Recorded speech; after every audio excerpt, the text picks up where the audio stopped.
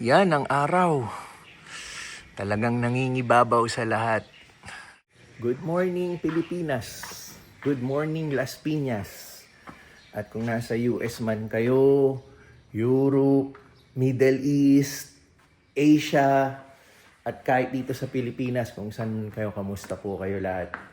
So, good news para sa akin. Talagang wala na tayong nararamdamang jet lag, no? Kasi kagabi, sarap na talaga ng tulog ko. Maaga ako nakatulog. Tapos paggising ko kanina, sobrang energized tayo. Kaya unang-una kong ginawa is nag-workout na agad tayo. Yun, actually, kauuwi ko lang. Maya-maya magsha-shower na rin tayo kasi marami pa tayong gagawin. Pero, yun, sarap na ng pakiramdam ko, no? Dahil nakuha ko na yung cycle dito sa Pilipinas, yung tulog ba. Ano ba? May papakita ko sa inyo. Yan, maraming kalat. Nagkalat na rin kasi tayo kagabi. Yan, nakikita mo all over the place. So, yung kalat na yan, eto, dito muna tayo. Yung maleta natin, ito yung maleta natin papuntang Amerika. Nagsimula na akong mag-ayos ng mga dadali namin sa Amerika. So, sinimulan ko sa mga gamit ni Pixar. Mga gamit ni Pixar na inempake ko na is yung mga panlamig. Yan, yung mga pwedeng gamitin sa winter time. Kasi, pwede ko na siya i-empake talaga dahil hindi niya na yan gagamitin dito sa Pilipinas at nakita nyo naman yung araw kanina, di ba? Hindi ka mag-attempt na magsuot ng mga panlamig dahil tatagaktak talaga pawis mo. So, ayun, inumpisahan ko na.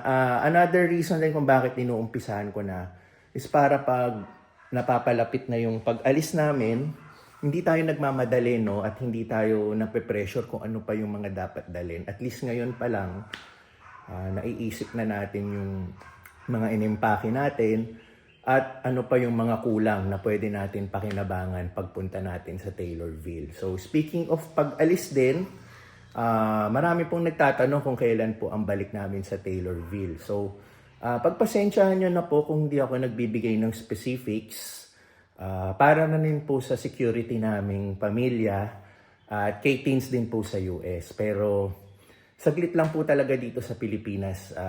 Ang pwede kong maibigay sa inyo is less than a month. Yan. Hindi tayo tatagal ng isang buwan yan.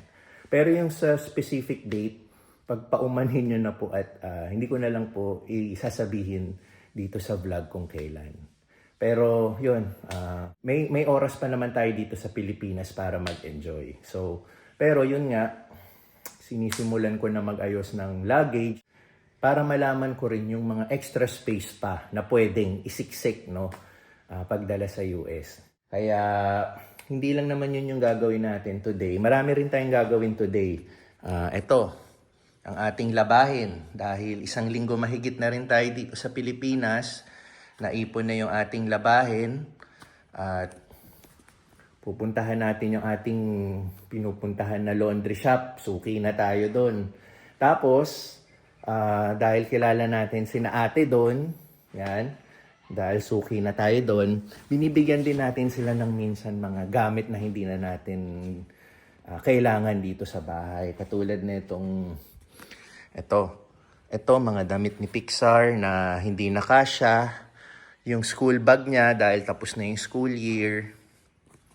Kasi po sina ate doon sa laundry, may mga bulinggit din po silang anak na pwede pa nilang mapakinabangan yung mga ibang gamit ni Pixar. So madalas nagdo-donate tayo sa kanila ng mga pinaggamitan na pwede pang pakinabangan. Even sina Richie, sina ate Teta, may mga anak din silang mas maliit pa kaysa kay Pixar. Yon, nabibigyan din po natin sila ng mga gamit. So, yun na lang yung way natin para makatulong din sa kanila, no? Lalong-lalo na dun sa laundry shop kasi napakabait sa akin ni na ate. Lalo na pag nagpapaservice tayo ng laundry, feeling VIP ang pakiramdam ba. So, ayun. Itong school bag ni Pixar, i-donate na natin kasi hindi na natin ito madadala sa US and at the same time, may mga punit-punit na rin. So, sasabihin ko kina ate, tahiin na lang nila to. Tsaka, alam nyo, itong bag ni Pixar, ang bigat na ito. Hindi ko nga alam paano nila nakakayanin sa everyday na dalhin to eh. Bukod sa, ito, pag wala pang laman to, ito. Mabigat na. What more, lagyan mo pa ng libro. Ayun, so, i-donate natin yan, pati itong damit, habang nagpapalaundry tayo sa kanila. Tapos, ano pa bang gagawin natin? Yun, pupunta ulit tayo ng SM South Mall kasi pipila na tayo sa Globe. Kasi kung naalala niyo yung last vlog ko, nagpanotaryo tayo ng authorization letter and affidavit of loss doon sa SIM card ni Teens na hindi niya na makita. Kaya magre-request tayo ng panibago. So, yun ang mga things to do natin today.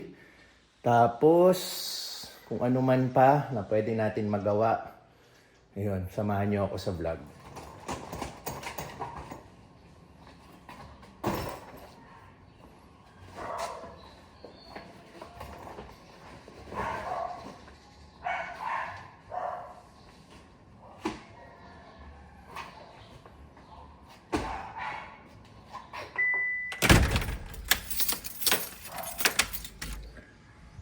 Ayun.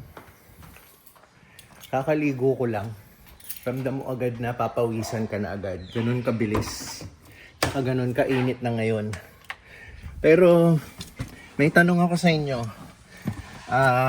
Tuwing summer ba, either dito sa Pilipinas or kung saan man lugar na may summer, ilang beses kayo naliligo sa isang araw?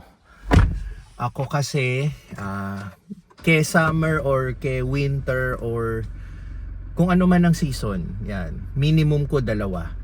Ayan, pero yung nasa US ako 2 months ago, yung winter, yung sobrang winter, yun, nagagawa ko pa rin na at least 2 beses maligo. Isa yung bago simulan yung araw mo at isa yung bago matulog, yan. Yun ang routine ko talaga. Pero pag tuwing summer, yan, pinakamarami ko 4 o 5. Depende sa naging activities mo for today at yung availability ng shower. Yan. Hanggat maaari, kung may available shower, gagawin ko dahil sa sobrang init. Yan. Pero wag naman yung wag nang maligo at all. Iba na yun. So, yun, ganun naman tayong Pinoy eh. 'Di ba, lalo na diyan pag winter, talagang maliligo pa rin tayo eh. Ayun, yun lang. So, ano na tayo? Larga na tayo. Simulan na natin yung mga kailangan natin gawin. Shout out!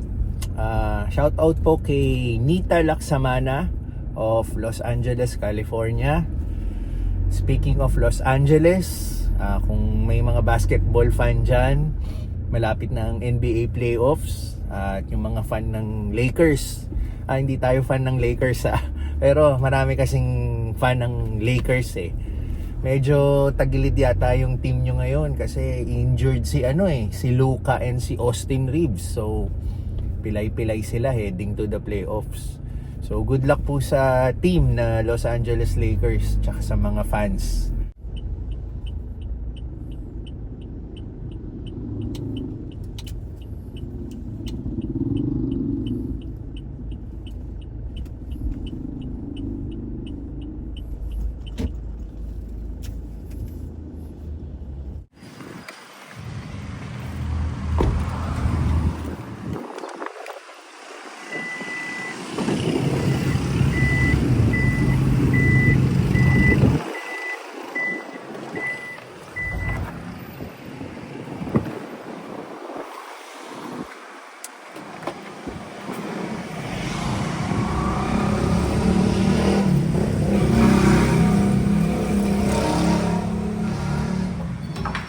Look, walang tao Ate, kamusta? Papalaban na ulit ako. Kamusta? Oo. Nakita ko si nung isang kahapon yata sa plaza.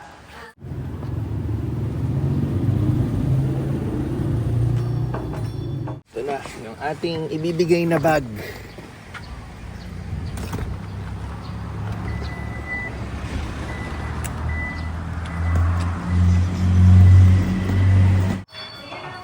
May mga school supplies pang konti rito. Tapos bag. Tapos ito, damit. Mga hindi na ulit kasya kay Pixar. Ayan. Sige, sir. Ikaw na bahala. Sige, sir. Nag-ano na kasi ako nag-ayos na ako yung mga dadalhin niyang damit doon. Yan, mga maliliit na. Kamusta kayo? Okay lang, sir. Ganun pa din. Ganun pa rin. Tapos ang taas ng gas, no? Opo. Tingnan mo naman, sir. Nag-increase kayo ng presyo dahil tumaas ang gas. Gas. Okay. Dahil yung mga deliveries nyo rin. Opo. Pati itong, di ba ang ginagamit nyo dito, LPG? LPG, sir. Kaya pala. So, magkano na yung usual ko? 390 ako before eh. Opo. Ito, sir, ilalagay ko sa malaking wash, pero sa maliit na tray ko na lang ita-try. Okay naman. Okay naman yan, sir. As konti lang naman to, sir. Eh. Oo, hindi masyadong puno. Oo. Hindi tulad before. Baka magulat ka. 390 ka, sir. 410 ka na ngayon. 20 pesos, tinaas. Hindi, sir. Kasi small ka lang dati, medium ka. Ang Pero laki. pag compute mo yung before ko, Yung magkano before mo, increase? Ay, 180 yun eh. Tapos, 210. Depende pa yun sa promo, di ba, sir? 390. Tapos ngayon, sir. Yung usual ko laging 390 pesos. Apo. Kasi, pag Oo. umaano ka ba? Pag umaano Pag ka, kunyari puno yan yung 390 pesos, di ba? ah, Magkano? 525 ka. Talaga? ngayon, sir. Yung 390 ko, 525. 100 plus ang in-increase. 135, sir, ang in-increase. Wow, grabe. Ang no? laki. Pero at least itong 410 ko, madidiskartehan to. Apo, sir, kasi konti lang, tapos maliit lang din na dryer ang gagamitin. Sige, at least hindi ko napuno. So may 20 pesos increase lang ako. So ganyan lang. Apo, sir. Pero grabe, 135. Ang laki ng in-increase. Kahit kami, actually, Ay, okay na sir, pala to. effective yan ngayon lang. Kahapon. Kahapon hindi pa. Hindi pa. Nag-effective Ay, kay swerte ko naman. Ikaw ang nauna. Kay swerte ko naman. So, magkano sa puli ko? 590, sir. Wait lang po. 5, ano? 590. 590. 550 na lang. Kunin mo na yung 40. Ayan. Yan. Thank you po. Daanan mo na lang ulit, sir. Oo. The usual natin. Apo. Ayun. Thank Sige, you, sir. see you ulit. See you. Alam ko mag-iisa ka pang laba. May isa or dalawa pang laba. Oy, si ano nga pala, si Ate Lenny at si Arched. Yan. Isama ko kayo sa vlog ko. Ayan. Thank you po. Okay. So, grabe pala itinaas, no? Yung epekto talaga ng gas, no? So, damay talaga lahat. Hindi lang pang kotse, no? Pang mga service din. Kasi itong laundry shop na to, gumagamit sila ng LPG para patakbuhin yung mga machines nila. So, 'di ba yung LPG isa rin 'yun sa talagang sobra yung itinaas. Kaya isipin mo, 390 pesos yung usual na laundry namin. Ako, si Pixar, si Teens, on a weekly basis, no? Ngayon, yung 390 pesos ko daw, 525 na. So, nag-increase ng 135 pesos. So, grabe. So, kung i-convert mo yun sa dollars, $2, diba? $2 mahigit. Pero, nag-increase talaga. Okay, so, ito naman tayo, yung globe ni Teens. Kasi kasuhin na natin. Medyo nahuli tayo sa opening ng SM, pero okay lang, maaga pa naman. 30 minutes pa lang nag-open yung SM. So, siguro pangalawa or pangatlo tayo niyan sa pila, pwede na pagtsagaan. Shout out ulit. Shout out to Aplik family. Galing kay Tio Papi. Yan. Soon daw, papunta na rin daw sila ng US. So yun, good luck sa inyo. Tapos may pahabol na tanong pa siya. Kung yung bago daw kami mag-US, saan daw kami nagpapalit ng dollar? Dito daw ba sa Pilipinas or sa US na? At saan daw ang mas okay? Well, with regards kung saan ang mas okay, hindi ko masasagot yan kasi hindi tayo expert sa ganyan. Pero ang mai-share ko lang sa inyo, yung bago kami umalis, dito na kami nagpapalit ng dollar sa bangko po namin. Dahil may account po kami sa bangko namin, tapos nag-present kami ng plane ticket na paalis kami ng US, yon. nakabili po kami ng dollar in exchange sa peso savings namin. So yun pong masasagot ko po sa katanungan nyo. So again, shout out to Aplik family. Good luck sa inyo sa pagpunta sa US. Nasa area na ulit tayo ng SM South Mall at kasalukuyang nakapila para mag-park sa covered. Lahat ng kotse ayaw talaga mag-park sa open park kasi tingnan nyo naman yung tirik ng araw. Yun, dito po kasi sa SM South Mall, ang parking rate is 40 pesos. Flat rate na po yun.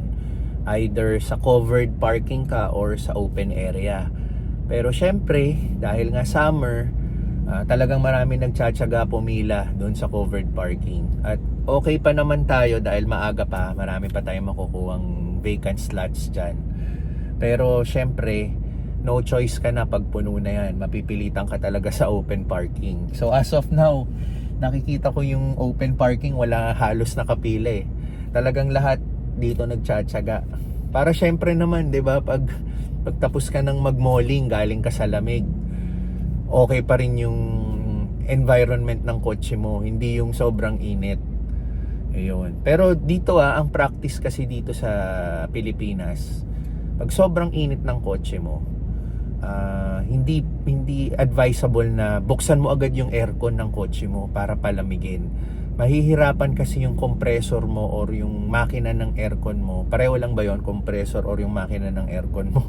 Paki-correct po ako I mean, mahihirapan yung aircon mo palamigin yung kotse mo pag sobrang init nung paligid ng kotse mo. So ang best advice dyan is buksan mo muna yung mga bintana, pasingawin mo yung init, and then pag medyo okay na yung pakiramdam sa loob ng kotse, doon mo palang buksan yung aircon mo para hindi nagtatrabaho double time yung aircon mo. Kasi pag lagi mong ginagawa yon, though eventually lalamig din yung kotse mo, pero parang madaling malaspag yung yung aircon mo. At soon enough, pa-repair mo yan, syempre gagastos ka. So ayun, mga natutunan ko lang din yan sa mga kaibigan ko na mga expert sa kotse. Yan, pag summer, 'di ba sa US yan, de-remote start yung kotse. Pag winter, i-remote start mo na para i-open yung heater para pagpasok mo sa kotse, warm na yung pakiramdam mo sa loob. So ibang-iba talaga, lalo na dito sa Pilipinas, yung summer. Kailangan talaga ma-wise ka rin, hindi mo basta-basta yun yung aircon mo kasi ikaw rin yung makakawawa at the end Talagang gagastos ka, tapos yung hassle pa, ipapa-repair mo pa, 'di ba? Dadalhin mo pa sa mga aircon repair shops. So yun, napapachika lang tayo kasi habang nakapila tayo at makapasok na sa covered parking at yun, 1 oras na ang nakakalipas simula nagbukas yung SM. So hopefully onti pa lang yung pila sa Globe. Magtiyaga na lang tayo kung may mga nauna na sa atin. Pila na tayo sa Globe. Meron pala akong i-share sa inyo na parking hack dito sa Pilipinas hindi sa US. Dito kasi sa Pilipinas, kung papansinin nyo, masyadong dikit-dikit yung spaces dito, 'di ba, pag nagpark. Kaya pag binuksan mo yung pintuan, malaki yung chance tumama yung pintuan sa kabilang kotse. So, ako, para malesen ko yung ganung insidente, ugali kong nagpa-park hanggat maaari na yung wala ka ng katabi sa isang side. So, sa case na to, yan, kung sakaling mang may mag-park dito, pag binuksan nila yung pintuan nila, ito lang yung wag naman sana, 'di ba? Kung sakaling may nagbukas ng pintuan at tumama dito, etong side na lang yung magiging prone na mangyari 'yon. Kasi etong side na to, dahil wala nang magpaparada dito, ligtas na to, 'yon. Kasi minsan hindi mo maiiwasan yung kotseng magpa-park dito sa tabi mo na yung lalo na yung mga bata, pag nag-park yung magulang tapos bubuksan nila yung pintuan, yung biglang ganoon, tapos hindi mo alam tatama na yung Katama na yung pintuan nila sa kotse mo. Eh, kung nasa loob ka ng mall, tapos nakaalis na rin sila, hindi mo na mahahabol kung sino man yung nakagasgas ng kotse mo, 'di ba? So, iba kasi sa US napansin ko sa US, ang lalaki talaga ng parking space, yung pagitan ng isang kotse sa katabi mo. Kaya pag binuksan mo yung pintuan mo, may space pa rin talaga, hindi pa rin tatama sa tabi mo. Dito kasi masyadong congested yung parking eh. And isa pa, ugali ko rin, kung wala naman akong makitang ganon na yung maiipit ka sa dalawang kotse, no? Kung wala akong makitang ganon, yung ginagawa ko, ang second best option ko is tatabi ako sa magandang kotse. Either brand new or yung mga mamahaling kotse. Kasi ang thinking ko doon, sila mismo ang mag-iingat sa kotse nila. Kaya pag bubuksan nila yung pintuan nila, yun, dahan-dahan. Ayaw nilang tumama sa iba. So, yun. Yun lang. Yun lang yung mga naiisip ko pagdating sa mga parking. Ayan, kita mo yan dahil sa init, Kita mo yung nakapilang yan. Diyan tayo pumili. Tapos nakita mo itong open parking na yan. Napakadalang lang yung pumipila. Kasi gusto muna nila maubos yung slots dito, nagbabaka sakali sila para syempre hindi mainit yung paradahan mo. Isa rin tayo sa nagtiyagang pumila para makaparada tayo dito sa covered parking.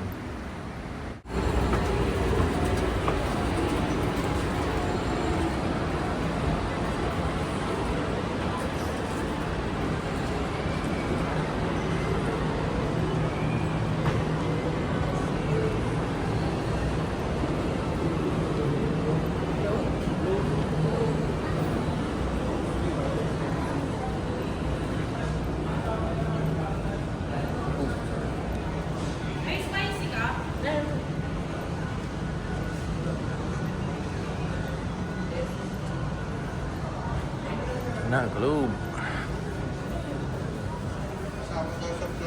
Yun, pero pwede ka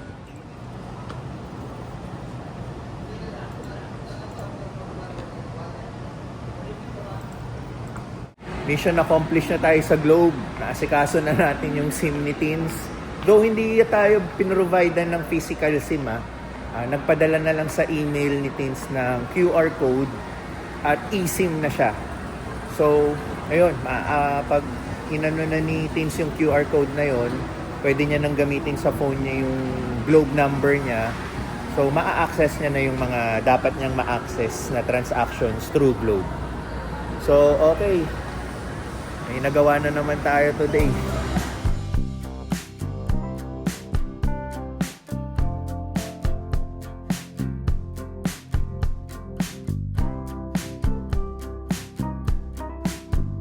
Dito tayo sa Pancake House. In-order ko yung favorite ko dito. Makikita nyo mamaya.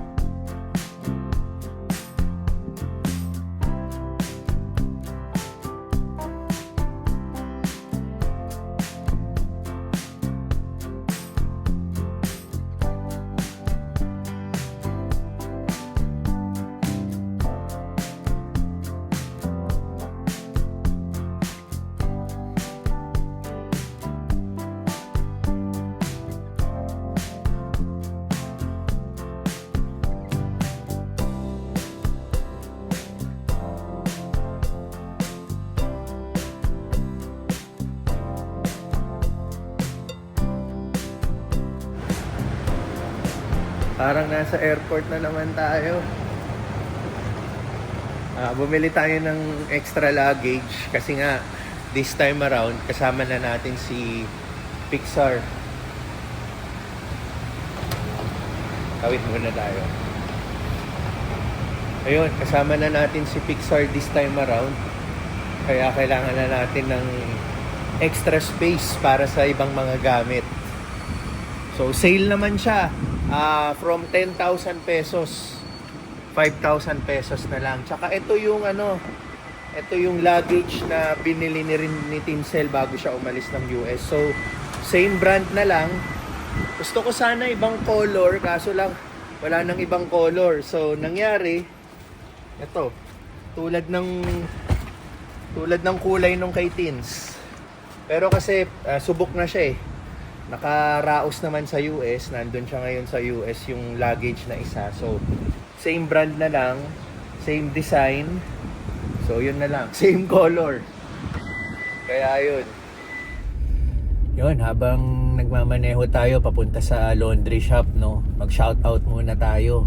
So, simulan natin yung shoutout natin kay Bong Lelis at Wendy Wong of Rosario, Cavite. Kamusta po dyan sa Cavite? Sabi niya, maganda daw yung food court dito sa South Mall. Ito yung last vlog na, ayun, na nag-craving tayo ng Pauchin. At pinakita natin yung food court. Pero tama po kayo, ganda ng pagka-design ng food court dito sa SM South Mall.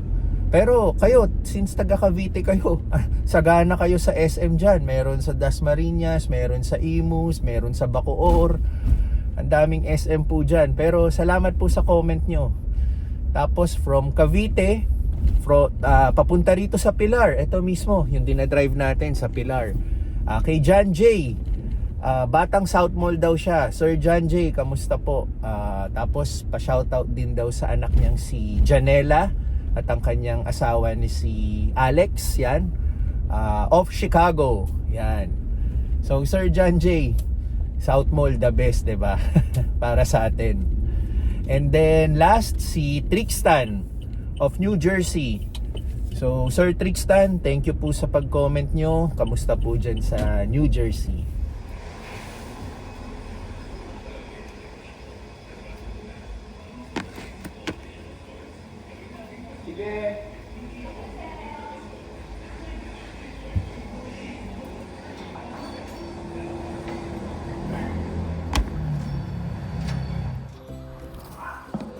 Okay.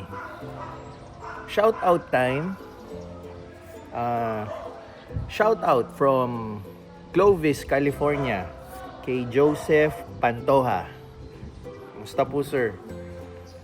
And from Pampanga, yan, Kabalen. Ang embassy interview daw nila sa April 20 na. Ayos yan. Good luck. And kamusta po, Rods Gaming? Good luck po sa inyo and sa family nyo. Ito, dito lang sa Las Piñas. Kamusta, Las Piñero? Si Roniel Vargas. Yan. Nag-aantay sila mag-current yung priority date nila. So, sir, pagdasal natin yan, sana mag-current na yung priority date, no? Or kahit hindi man mag-current, sana yung mga susunod na visa bulletin mag-move forward para mas palapit tayo ng palapit. Yan. Kay The Lester Ray from San Francisco, California. Shout out to his wife, Jehan. So, sir and Ma'am Jehan, kamusta po sa inyo? And last, from Sydney, Australia naman tayo. Dito tayo sa Land Down Under, di ba? Kay Type Now, kamusta, sir? Salamat po sa pag-support sa vlogs natin. At natapos na naman ang ating araw. Natapos na naman ang araw natin sa Pilipinas. Kahit papano, minamaximize talaga natin lahat habang nandito tayo. Kasi marami talaga tayong mamimiss, no, oras na bumalik na tayo sa Taylorville. So far, so good. Masaya ako sa mga nagagawa ko, na-accomplish ko. At yun, may mga araw pa tayo rito sa Pilipinas, kaya tuloy-tuloy lang yung pag-enjoy natin. At the same time, kailangan productive pa rin tayo, di ba? So yun, maraming salamat po sa panonood ng vlogs. Kita-kits po tayo sa susunod.